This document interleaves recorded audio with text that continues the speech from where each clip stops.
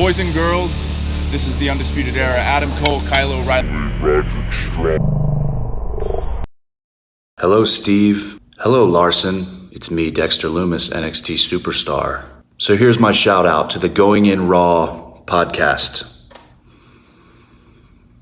Clever name.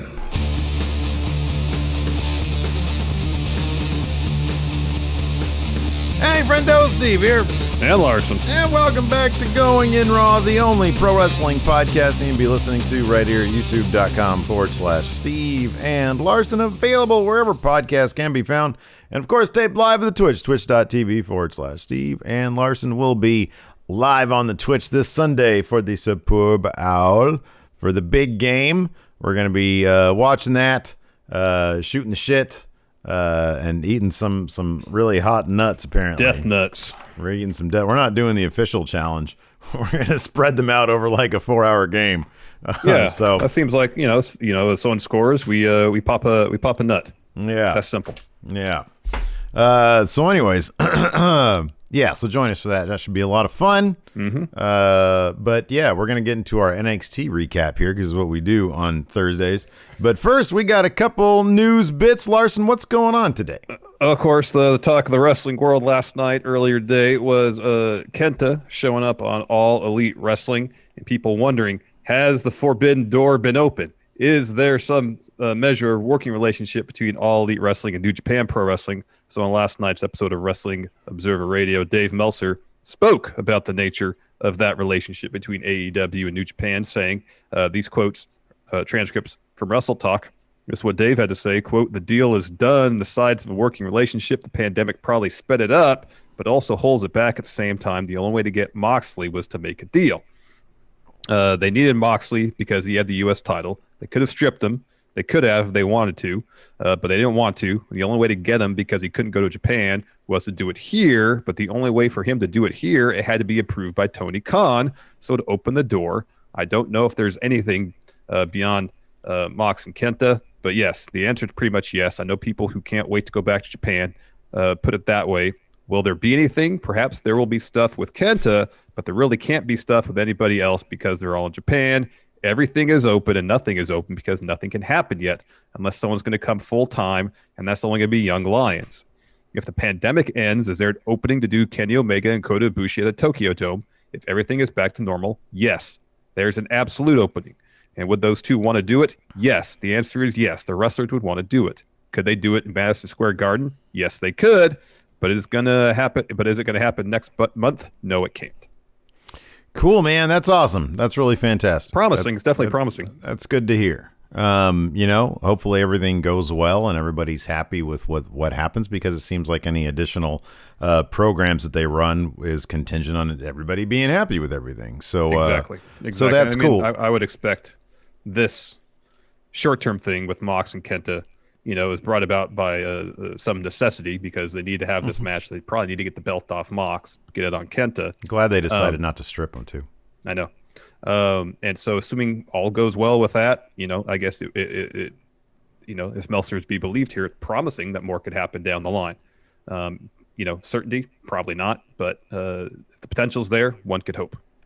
Yeah, absolutely. I mean, there is, I wonder if one of the, given that New Japan has strong over here in the U.S. and they seem, interested in building something out here in the U.S., I wonder if one of the concerns with the talent exchange has ever been, well, we don't want to, cannibalize our product. People who are into us might, go to AEW if they're AEW is such a force out here that I think New Japan just needs to concentrate on what they do, which is distinctly different than AEW. There was a lot of people who thought that because of who was going or who was building AEW is going to be like an American version of New Japan, and it clearly is not that. And in fact, when you watch, I'm really looking forward to seeing what Strong is like once they have fans back and what kind of atmosphere and energy they bring and how they develop that show. Because if that's going to be the basis for their U.S. stuff, it is a very different animal than Impact, and it's a very different animal than AEW. So they should focus on building that, focusing on their strengths. And it's a different thing than AEW. You're going to get a different fan base. So I think talent exchanges are a great idea with these, with these companies. Agreed. And New Japan, if they want to help launch their new U.S. TV endeavor. More on that in a second. It could potentially benefit them to have some of their talent on AEW programming. So any U.S. fans who are maybe not that aware of all the incredible talents that are wrestling for New Japan, get a look at them on AEW and think, oh, this guy's great. I'm going to go watch New Japan on their new Roku channel. That was announced this morning. That Roku will be their new television home in North America, I believe. This is also from the Wrestling Observer. Quote, New Japan Pro Wrestling will debut on the channel, Roku channel, weekly, starting next Thursday, February 11th at 5 p.m. Eastern. The show will be available on demand each week after the initial airing. The show will air weekly footage from major arenas in Japan. The channel will also have on-demand footage of New Japan historical content, including some of the major matches of 2020. That's cool. I wonder if it's going to be, I can find my way around the New Japan world just fine. Yeah. But it isn't the easiest. Like sometimes if I want to look at some vintage stuff, sorry. So the Roku channel is in the U.S., United Kingdom, and Canada. Okay. Yeah, that's cool. That's cool. I wonder if so Roku is, just for some background here, according to this article here from Statista, as of the fourth quarter of 2020, Roku reported a total of 51.2 million units in U.S. homes. At one point, I know they were the largest streaming device in homes. I'm not sure if that's changed at all. Fire Stick has made up any ground, or Chromecast. But, they sell very affordable TVs that are, that have, the Roku branded, that have them in there. Their devices are extremely affordable, and the user interface is far more stable than Fire Stick. Fire Stick might offer some more stuff, but and some ease of use, given that they, you're linked to your Amazon account, like your Amazon Prime stuff. But Roku is fantastic. I mean, it's kind of it's easy to sort of clown a little bit and say, well, they don't have a TV deal. But, every place you are is another opportunity to get more fans. Exactly. So good for them. Yep. Good for them. Also in the news, Trey Miguel is talking about choosing Impact. Of course, he came back this past Tuesday, and he recently appeared on Taylor Wilde's Wild On podcast and spoke about why he chose Impact over NXT. Now, if you guys will recall, Triple H was asked this question: why the third member of what was the Rascals, now the MSK? MSK, yeah. Why they didn't bring on Trey Miguel, and he sort of made some reference about people lacking passion. It was the most answer that he usually gives. It's more of an answer than he usually gives about everything else these days, which is usually non-answers. Yeah. And it was not the most flattering words that he used. So Trey Miguel has his chance to speak about why he went back to Impact here. He said this: Impact also affords me the luxury of being able to stay home, which is super important to me because we have a wrestling school here. I'm one of the head trainers, and I'm there every single day. I'm so close to the kids we have there and the other trainers. I have a lot of family here. Wrestling has my heart more than anything in the world, but there's so much personally that I can't pull myself away from my family right now. I can't do that. I have a brother that passed away in 2013. It's life. My oldest brother just had my most recent nephew, and he was born 2 months premature because his mother fell ill. So they actually induced her. He's home now, but he was in isolated care for 2 months. They named him after my late brother. I couldn't imagine moving to effing Orlando a month after this little miracle. That's not it for me. It's not like if I don't go to Orlando, I don't get to wrestle anymore. I still get to wrestle more than anyone at NXT. I train whenever I want.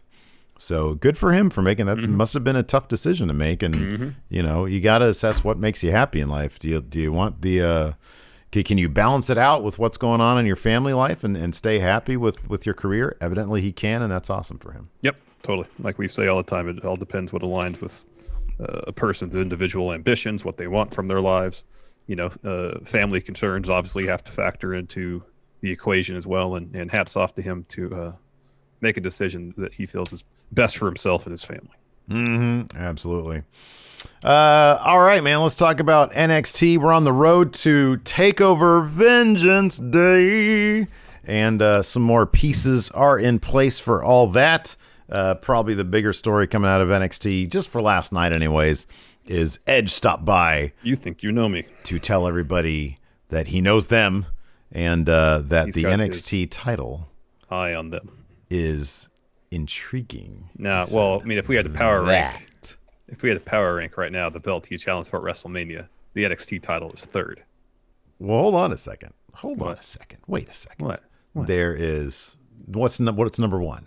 Probably right now, number one is Universal title because Roman has it, and they probably want to book Edge versus Roman because I think that's the hugest match they can make right now. Number two would be the Raw title. Uh-huh. Number three, what about the NXT UK title? That might be intriguing too. You got Walter over there. Maybe he likes more of a Europe. process for him to fly over the Atlantic Ocean. Well, but all those that video promo last week, Walter might be flying over here. We haven't heard anything else from Walter. Maybe he's seen anything this week about it. He's like, hey, I like all the tag titles too because Christian's back now. So maybe NXT could be like 5th, 6th, maybe even 7th in the line. Nah, I kind of feel like NXT title's probably 3rd. Right. So that was cool. He had a run in with Karrion Kross too. Karrion didn't do a whole lot of wrestling today. He just beat up Joaquin Wilde and Raul Mendoza. But he seemed like they're maybe pivoting slightly with his character. He wasn't doing the menacing heel thing quite to the same degree as he had in previous weeks. Scarlett was dressed in less menacing attire. She had this red outfit with some tassels on it. And again, could be reading way too much into something that took up, I don't know, like 7 minutes of combined screen time. No, it makes sense. It makes sense. It had a different. Their presentation had a different vibe.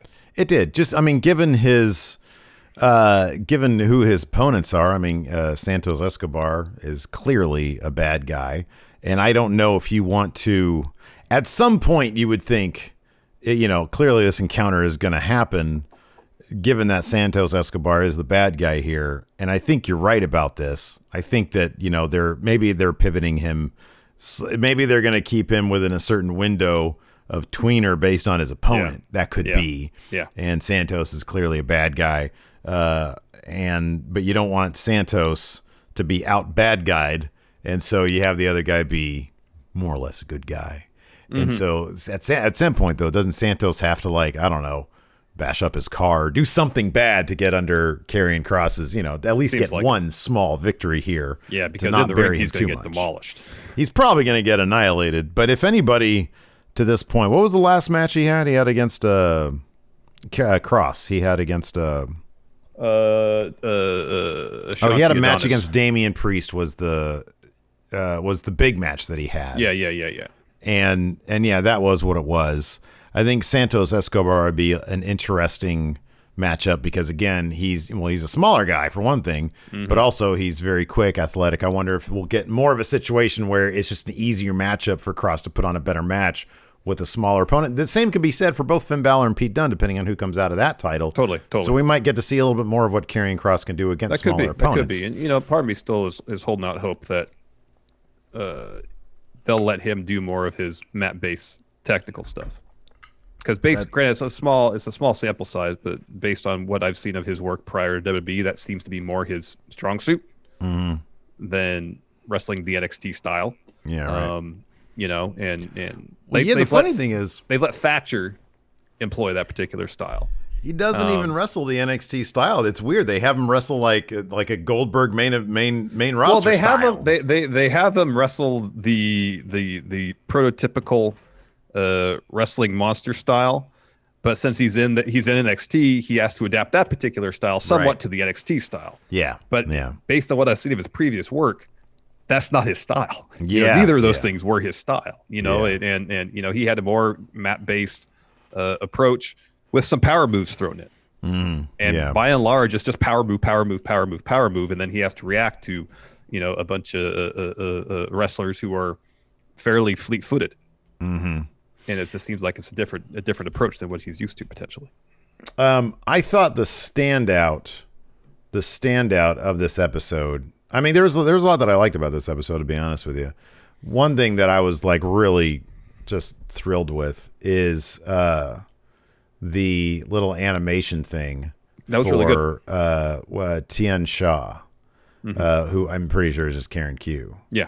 It's a cool little backstory they gave for that faction. Excuse me. I thought this was really well done. How I want This is like, to me, is what should be done. This level of thought and care and craftsmanship in an origin story presented in a way that is completely and totally in line with the character was absolutely awesome. I thought it was so flippin' good. This looked beautiful. Yeah, it was really well animated. It was a great little story they told in a very short amount of time. I'm looking forward to this character when she's got to be an absolute. She was trained by a dragon, and she's a couple thousand years old, Larson. Yeah. So you would think this person's just going to dominate. You'd think so. In the ring. So I'm looking forward to Tian Shaw, who I guess is just Karen Q. Like they had a good close up on her face. She had face paint on. And so I looked up pictures of Karen. It's like pretty clearly her. Yeah. But yeah. Well, she signed a while ago, and then she broke her arm or had some sort of injury. She got busted up somehow. Yeah. Yeah. The what they got for her now seems like it's pretty. They're into it. They're investing a lot into it. So they must have high hopes for her. And I'm eager to see what she does with this particular character in the ring. Yeah, absolutely. It'll be interesting to see like what her in-ring style is going to look like with this heavy of a backstory. I'm really looking forward. I think it'll be really cool. Anyways, let's kick it off here. We started with Dusty Cup. Was it semifinal, I guess, here in the women's side of things? Semifinal, right? Yeah, I think so. Kayden Carter and Kacy Catanzaro versus Dakota Kai and Raquel Gonzales. I like the style of this match, how Kacy Catanzaro and Kayden Carter were just trying to keep it fast, because, obviously Gonzales is the power of this particular team. And if you can get a big man off their vertical base, the advantage is yours. Keep him confused, keep him thinking quick. The advantage is yours. Unfortunately, that wasn't the case. And they let Kacy Catanzaro do that awesome finishing move of hers. Yeah. And they had Dakota Kai was just late on the breakup there. Yep. So Raquel had to kick out. She kicked out, but the camera movement was the camera direction here was such that like Dakota Kai kind of obscured the kick out a little bit.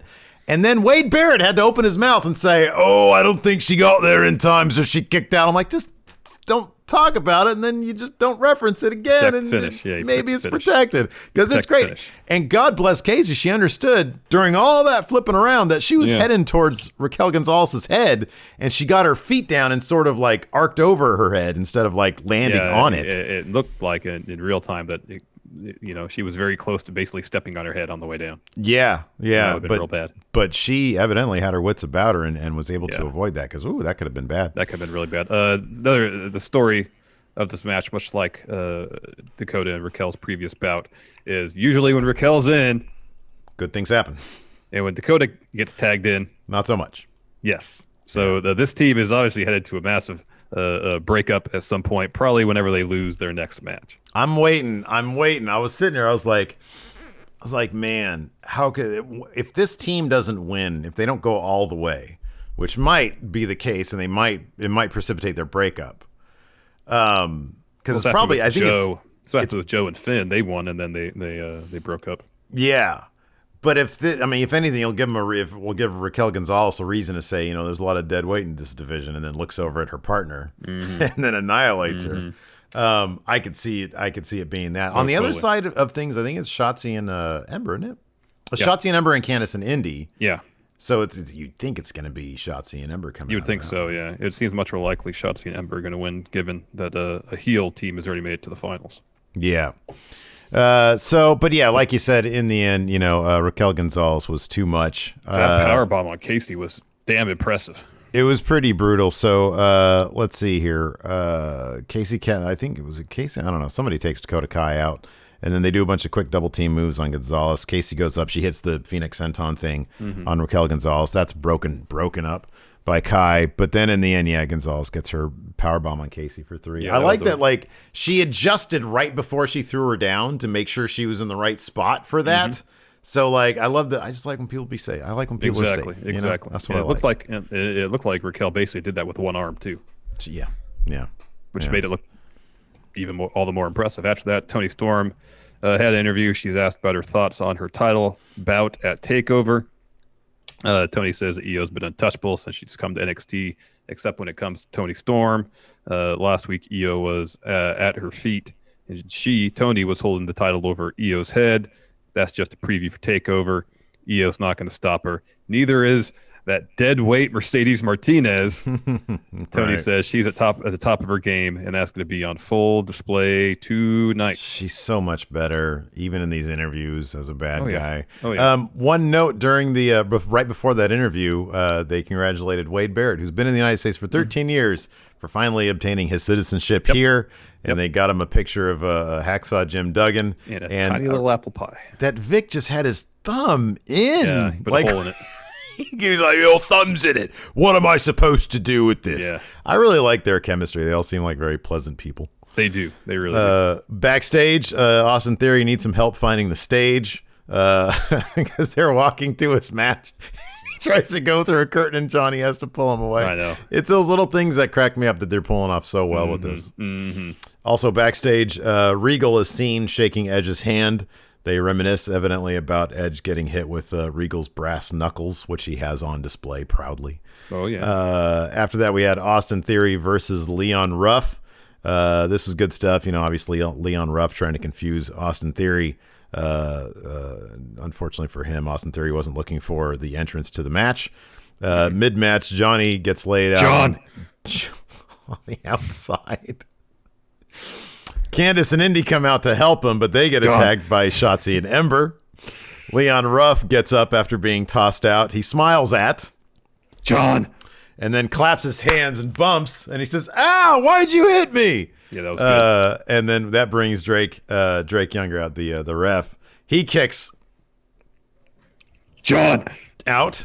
Leon Ruff hits a cutter after that, but it doesn't matter. Austin gets his foot on the rope, then hits the ATL on Ruff for 3. Yeah. After the match, he hits another one on Ruff. Austin goes ringside to get the bell, but Loomis is there waiting for him, grabs him. As Austin Theory escapes, Loomis grabs a chunk of his hair and comes away with that. And then smells it. He's probably got really nice smelling hair. He's a beautiful man, Austin Theory. Yeah, could. After that, Legado del Fantasma video package. Santos says tonight they're going to show how powerful they are. Wild and Mendoza are going to beat up Lucha House Party, and he's going to manhandle Curt Stallion after that really cool animation package we talked about earlier.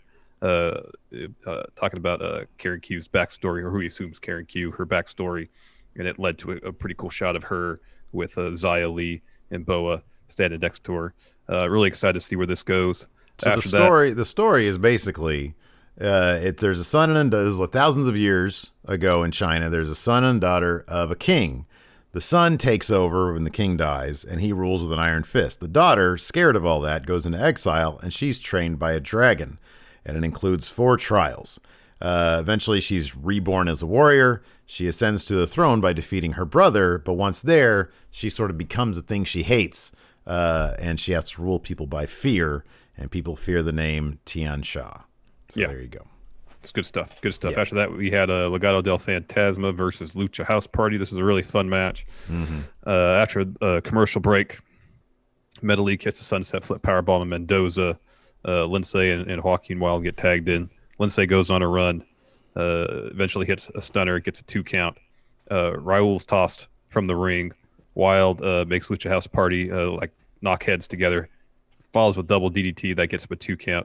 This is a great bit where Metalik Raul onto Wilde onto the floor. That was fantastic. And then Lindsay follows with the moonsault, takes out Mendoza back in the ring. Lindsay hits another Rana on Wilde, gets a 2 count there. Mendoza tags himself in. Legado hits a Enziguri leg sweep combo to get the win. After their win, MSK come out to the ramp. Ask how Legado's feeling, ask if they're feeling pretty good. Say next week they're going to beat him up. MSK say they're the Michael to their Tito, and then they're going to be the Dusty Cup champs. After that, Oni Lorcan does a terrible job parking, as formerly known as Pat McAfee Group pull up.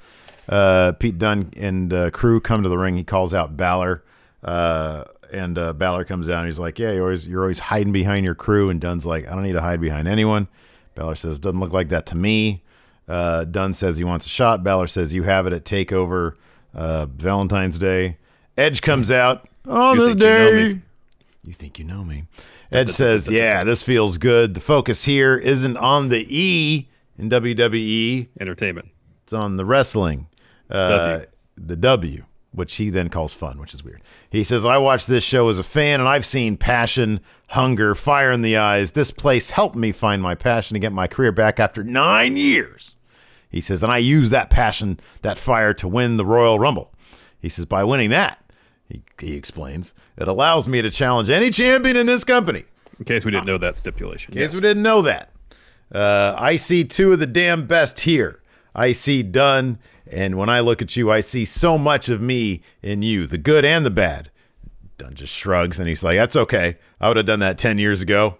And he says, Balor, you're in such a different place right now that is special to watch. I've never had that. And he touches the title.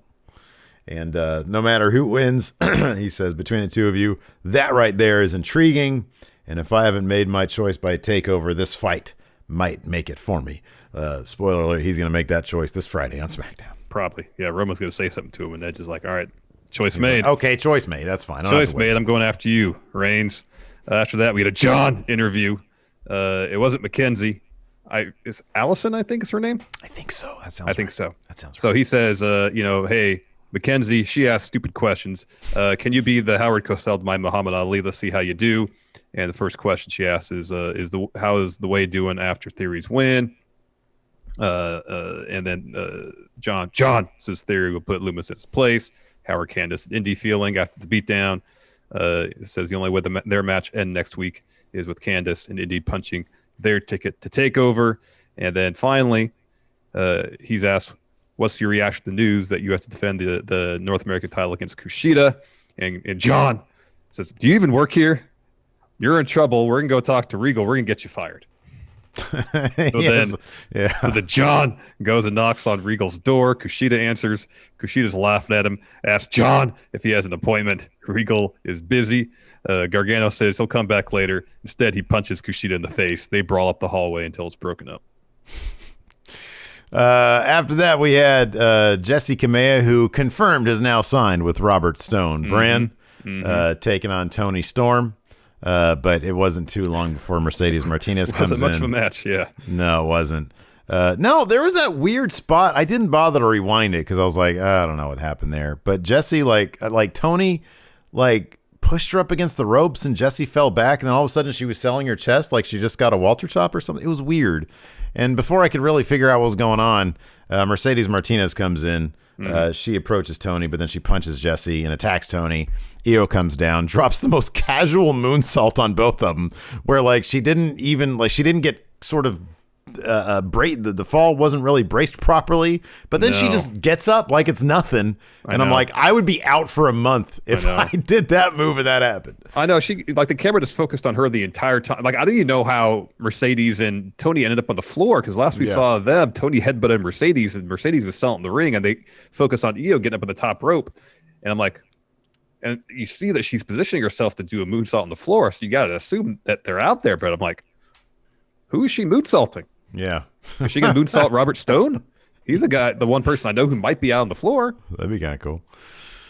After that, we had a Curt Stallion promo. My favorite wrestler, Curt Stallion. Is he an early contender for Going in Raw Wrestler 2021? Man, yeah, he is. So he says on the 205th episode of 205 Live, he earned himself a cruiserweight title shot. All the work that he's put in to get to this position to get a match against Santos. He's backed Santos into a corner, and so he's gonna the Lone Star is gonna make everyone in Texas. He said, all right. He said, place your bets. And he did that he didn't have an accent. And then all of a sudden he said, place your bets. He turned to Cameron Grimes for what? a phrase, huh? What the hell was that? So after that, we had Curt Stallion versus Santos Escobar. Mid-match, Scarlett showed this is not much of a showing for Curt Stallion. No, he got wrecked pretty solidly by Santos. So even mid-match, when Scarlett shows up on the perch, Santos immediately, his machismo takes over. He's like, oh, hey, lady, what's up? And so he gets distracted, but even that gets him rolled up for 2 by Curt Stallion. But he's completely oblivious to her being up there. He's just trying to win this damn match because he has this big opportunity here. So in response there, Santos hits like this huge packaged neck breaker for 2. He gets Stallion down. He starts petting him on the head. Stallion gets pissed off, and in retaliation, he allows himself to be put into a half crab, then a crossface. He hits a suicide dive a little bit later. He hits a frog splash for 2. He tries for a second pin on that frog splash for 2, but it's all for nothing. He gets hit with a phantom driver, and then whatever he calls that second finish he has. Legato. Yeah, okay, for 3. And then, so after that, Cross comes down in a really nice pair of slacks, and he takes out Legado del Fantasma. 2 of the guys, anyways, the tag team guys. Santos, unimpressed, stands there. They stand toe-to-toe. Cross says, I hear like you guys, we have a problem right now. And he's like, I'm going to give you some time. And Santos is like, whatever. And Cross says, okay, you can move along now, okay? And Santos eventually just sort of stares does at him. Karrion Kross in your universe have like a really congested nose, or is he trying to do a Triple H impression? He's trying to do a Triple H impression. I'm trying to impress the boss now. Gotcha. Look at my hot girlfriend. After that, Santos we get a quick is great, though. He's great. Yeah, he is great. After that, quick shot of Undisputed Era backstage, prepping for their main event bout against Tim Thatcher and Tommaso Ciampa. Before that match happens, though, we get a shot of Edge chatting backstage with Bronson Reed. He walks out to the parking lot. Random camera person comes up, says, "Hey, I got to ask you if you made your decision yet." And Edge goes, "No, if I had, I wouldn't tell you." And then Karrion Kross steps up, says, "Hey, Edge, you have a very big decision to make. This moment you'll have to live with the rest of your life. And it's a choice he hopes Edge makes logically, not emotionally. Because at the end of the day, it's not going to be Peter Dunne or Finn Balor. It's going to be Karrion Kross taking back that title he had never lost." You don't want to be an emotional decision maker, Larson. That's what I've learned from Tony Khan. He says, time tolls for all? I had a hard time. He was speaking low. I had a hard time hearing exactly what he said. Tolls makes a lot more sense. I wrote it down as time tells all, That's even what I thought for the it was. ultimate opportunist. Yeah. But tolls sounds cooler. Yeah. Edge says, words like that can be motivating. Might even motivate me to come back. He doesn't know if Kross would like that very much. I don't think he would. After that, we had our main event, Undisputed Era versus Timothy Thatcher and the future Ciampa, who, in growing his hair out, makes him look like he's from the year 2030. This was as fantastic as you'd think it'd be. Really I good. thought this was just a really fucking cool match. Towards the finish here, I started writing down a lot of stuff towards the finish. Let's see here. So Cole hits his OG last shot on Ciampa, and the Era keep control of the match throughout a lot of it. Ciampa blocks an attempt at a Panama Sunrise. Cole gets Thatcher in a figure 4. As he tags in, Strong gets Ciampa in a hold, so they both have submissions on them. Ciampa's able to get out of his, and he breaks the submission up. Thatcher then shoves Strong into Cole, looks for an armbar, but Strong rolls him up for 2. Thatch then slaps the shit out of Strong, gives him a German suplex, tags in Ciampa. He gives him a German suplex, tags in Thatcher. Yeah, that's a good segment. Thatcher gives him a release German suplex as Ciampa is tagging in. Ciampa hits a knee. Ciampa looks for what's this thing called? The fairy tale ending. Fairy tale ending. But Strong hits an angle slam instead, tags in Cole, who super kicks Thatcher. Then they do a tandem super kick, flying knee. Ciampa kicks out of that, which was awesome. Undisputed Era goes for a tandem finish, but Thatcher breaks it up, takes out Cole. Strong takes out Thatcher, and as he gets back in, Ciampa comes to, hits Willow's bell on Strong for 3. But what I just described, it was just a really furious, the finish was really fun. awesome finish. Was really fun. And then, of course, after the match, grizzled young veterans confront Ciampa and Thatcher. They were jaw. out there jawing at each other, and then towards the end, Ciampa just did this. Dink. Slaps Dink. Zach Gibson. Does both of them. He sort of like just looks down, comes over, dink, and then the camera sort of moves because they're going to brawl, and then you see him just slap Drake also. Oh, yeah. It was pretty and then great. They just sort of brawl. Yeah, it was good stuff. Solid ending to an NXT. Yeah, it was fun. Let's go ahead and answer some questions. Sure. Broken Wheelchair says, I've never watched Japanese pro wrestling before, but from clips I've seen mostly since AEW started, I'm really interested in catching more of it. Such a different style than North American pro wrestling. It's really great. It's fantastic. It is really great. Now is a great opportunity to get especially into New Japan, because the shows are a bit more easily digestible at the 2 hour or so mark. If you check out New Beginning Night 1, New Beginning in Nagoya, really fun show. It's a really, really fun show. You can watch New Japan Strong, which is their American based promotion, for free at Fight TV. It might be for free on New Japan World as well. Oh, could be. But it gives you an idea. It's not quite, New Japan proper level, but it's up there. They have a lot of. I believe New Japan will fairly often have free matches on their YouTube channel. They have clips and stuff of their major story beats, and they have some free matches as well. Yeah, definitely worth checking out. Nicholas Grosskirth. I think the title Edge challenges for 100% depends on the ratings this week. So Raw got a little bit of a bump. Yeah, and I'm actually kind of I kind of agree with that sentiment, unless they have somebody big and not one of their normal players on Raw to challenge Drew. I am kind of surprised that they would have Edge versus Roman as opposed to using Edge to boost the ratings on Raw. But I don't know what their thought process is. Well, I would imagine that unless Roman really goes for the throat on Edge verbally, and basically gives him no alternative other than pick him to challenge for WrestleMania, they're probably going to milk this for a little while. Oh, you're going to draw it out a bit? That's possible. They could, and if that's the case, then Edge will be showing up everywhere, and it could very well be that, because I don't think they're going to base it just off a 1 week situation. So either we're going to see a lot of Edge across all the brands. Yeah, for a spell. Well, not NXT till after Takeover, maybe, because I think he kind of said his piece tonight. Yeah.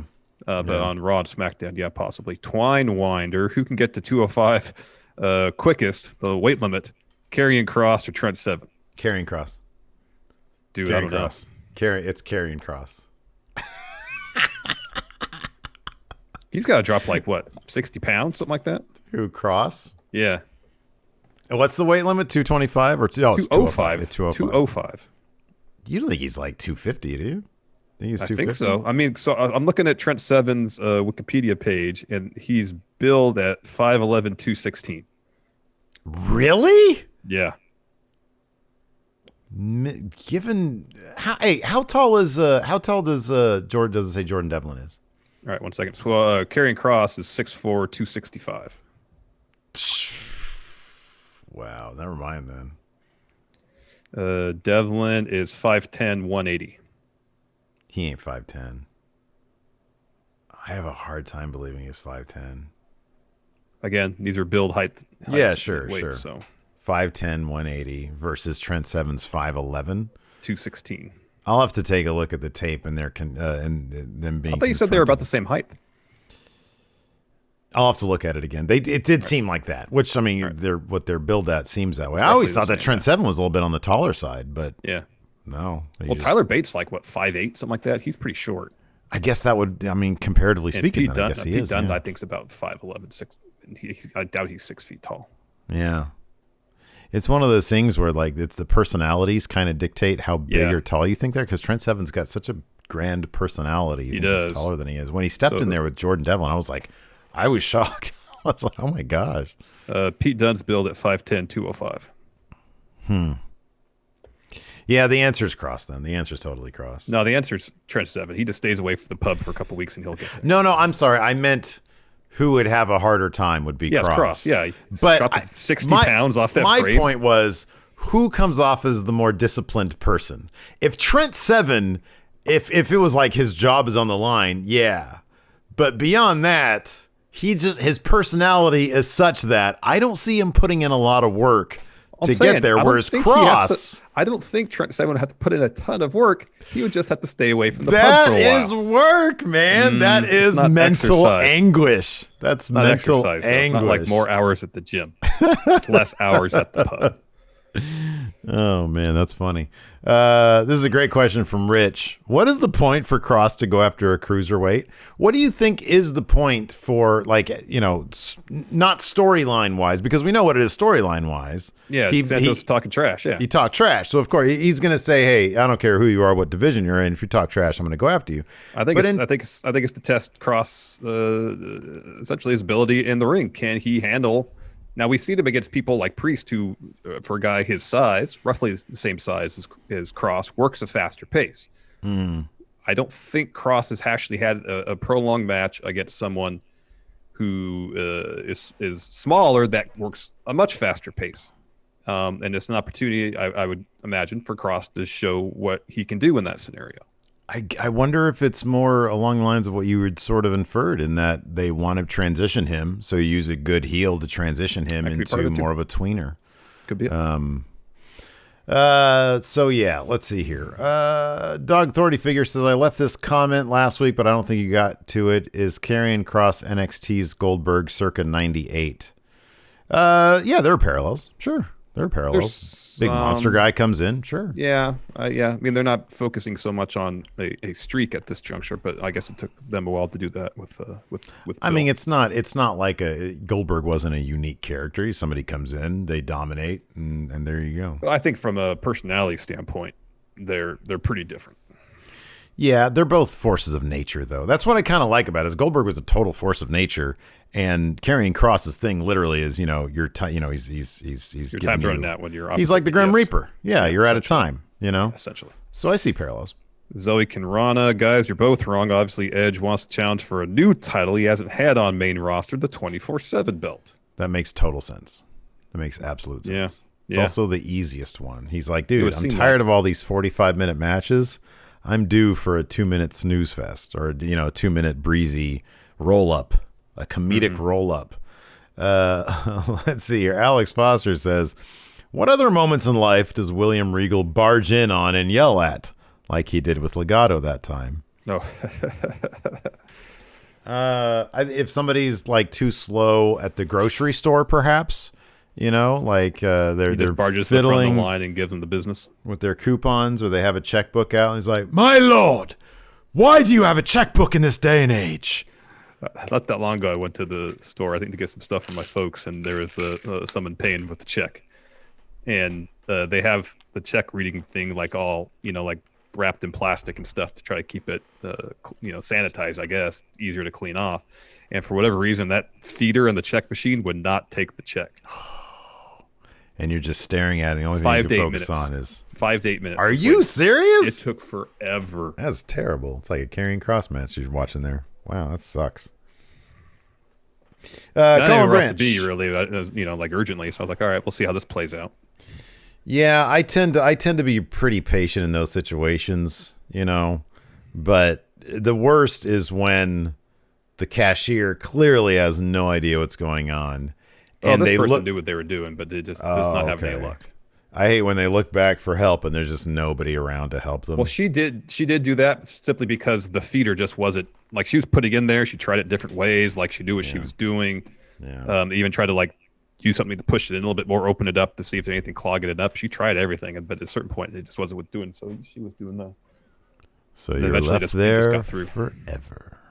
Let's see here. Colin Branch, should NXT have a women's secondary title or even just their own women's tag titles? The women's division is almost too stacked. Just out of spite, they should get their own women's tag titles. Because what the hell? They never get that. Yeah, they never get an opportunity at that. Night by night, what NXT superstar do you think would be most capable of developing specialized spacesuits for a species of hyper-intelligent, space-curious squirrels to use on commercial space flights?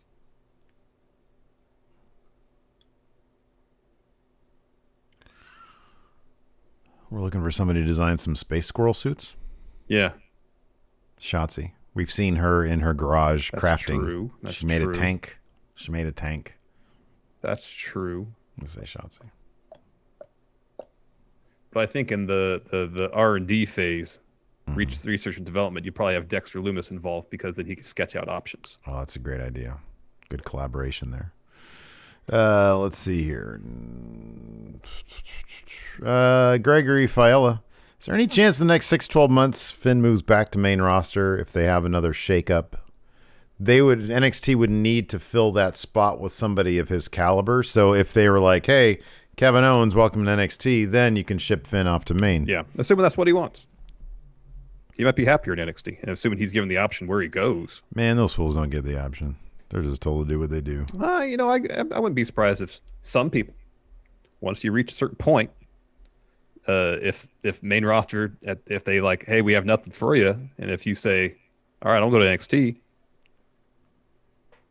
Like Finn might be one of the, like if Seth Rollins like made a point of saying, I want to go back to NXT. He'll go where he wants to. He will go where he wants to go. Yeah. No, but we've heard that people have asked to go to NXT, and sometimes, yeah, you're right. Sometimes they're approved, sometimes they're denied. I don't remember what the Breezango status was. If they were, I don't remember if they go there, or, if they or asked, if they were just. I don't remember. Or even Ember for that matter. Yeah. I don't know. Like everyone will hear sometimes things about it happen. Owens has talked about it, and like the idea was floated. He seemed receptive to it, but then I guess some storyline came along, and then they're like, okay, we'll just do this instead. Like if they don't have anything, we need for you to on fight main Shane roster, instead. Yeah. And you're at a certain level, and you say, hey, I want to go to NXT. I'm sure they at least consider it. White Brownie says Edge on After the Bell put Balor over. That's what he said. I see what he's doing in the ring and the way he's wrestling. He's making everything earned. And you have to fight to get it. That's extremely appealing because that's the kind of wrestling I want to do. I want to go back to Nick Bockwinkel, Terry Funk, and All Japan with a modern twist. That's cool. Let's see here. Jimmy Thomas has got some early numbers here. AEW 844,000. NXT stand by. Let's see if Showbuzz Daily has them up. Let's see here. Oh, this is good. Lizard Man asks if Yes, we they do. opened a theme restaurant centered around all three shows, what would the NXT section of the restaurant be, and what is the main NXT meal? While we're talking NXT, they were 610,000. 610,000. 0.15 in the demo. In There you AEW, wow, third place in the demo. They got a 0.32, 844,000. That's a good week for All Elite. Fascinating. Interesting. So, sorry, NXT has a restaurant. What's the theme of their restaurant, and what's the main dish? What would the NXT section of the restaurant be like, and what is the main NXT meal? The restaurant has all three brands. Okay. But it's kind of split off into different dining rooms, different themed dining rooms, kind of. That's what I'm led to believe with this question. Okay. So, are we assuming it's Impact, AEW, and NXT? Or is this Raw, SmackDown, in NXT? I think it's right. yeah. I think it's Raw, SmackDown, NXT. All right. So I imagine the Raw part would be like the older, kind of stately type restaurant. Yeah. What's a cheap maybe place? maybe It's some Golden wood Corral. paneling.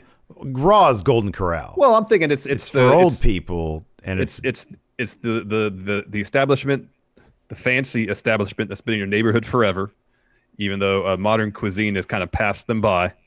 But you go there because there's a certain level of comfort, even if it doesn't really hit the spot anymore.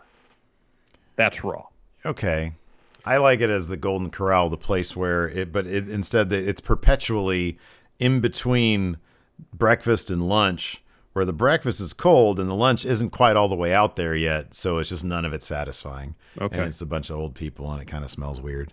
And you got to look at a bunch of people eating, and the food's all over their mouth because that's how old people eat their food. And then NXT is a new, fancier type of restaurant where they're trying to make it modern, still stately. But it's just a bunch of fucking old people with food on their mouth. I guess. Yeah, I guess that's Because that's the demo. WWE's target demo. Yeah. SmackDown's a place everybody wants to be, and it's like, oh man, this is really hitting the spot right here. What the hell? But there's no availabilities ever in that particular part of the restaurant. Right? Yeah. And you came here. You're here, man. I'm looking at my menu right now. I'm looking for the Aleister Black. I thought it was here. Sorry, we discontinued that. We discontinued that item. Yeah, we left him in a room too long. Oh, good. Dark Dank Lucha, now that everyone is getting their fantasy interpromotional storyline in AEW, New Japan, Impact, Connecticut, what fantasy storyline would you like to see happen? Personally, Dark Dank Lucha would love AEW AAA storyline. I have always dreamed of a Super Lucha Warfare storyline pitting all the Lucha legacies in stables. I want to see all-out war. I want to see LAX start to politic and negotiate for the best deal between the three shows. Mm-hmm. And, they hit up Tony Khan, Gato, Scott D'Amore. That's what I'd want to see. That's good. That's good. It's not a really good answer. What would you do? Something that you haven't said that you want to see. Pac in the G1. Oh, that's really good. I like that. It's less a story and just more like a series of really good matches. Nicholas says Edge could wrestle Cross while the Balor Dunne stuff plays out. I mean, we're only 10 days away for TakeOver. That's not gonna. Yeah, Edge ain't coming back to NXT until, if he does at all, until after TakeOver. I mean, it's possible he does. I just don't think he's going to wrestle Cross because they're not. Who's going to lose that match? Nobody's going to lose that match. They can't have a loss unless they wonk the finish, which unless Santos Escobar interferes. Yeah, but I don't think. I mean, if NXT hit 1 million this week, then that might be on the table. But I don't think that's going to happen. Well, I mean, if NXT hits 1 million, well, it didn't because we have the numbers. 610,000. That's why I'm saying if they did hit 1 million. Yeah. Gareth, should Kacy, Kent, and Zara remain in a tag team, or would you rather see her break out as a single star? I think her and Kayden Carter are really good as a tag team. They just NXT just needs to do something with them. Yeah. Well, no, that's the problem. They can't. There's nothing to do with them. There's no title to chase. That's the problem. I know. They need a title. Oh man. Anyways, we're gonna answer some more of these questions here on the Twitch. Thanks everybody for tuning in. We appreciate it. Till next time, we'll talk to you later. Goodbye. Help support Going In Raw today by becoming a Friendo Club TV member. You'll get access to new bonus episodes every week, including Friendo Club Arcade, Live Power Rank, Vintage 10 for the Wins, and Ask Steven Larson. Get access to Friendo Club TV today by becoming a $5 and up patron at patreon.com/Steven Larson, by throwing us a sub at twitch.tv/Steven Larson, or by clicking join at youtube.com/Steven Larson.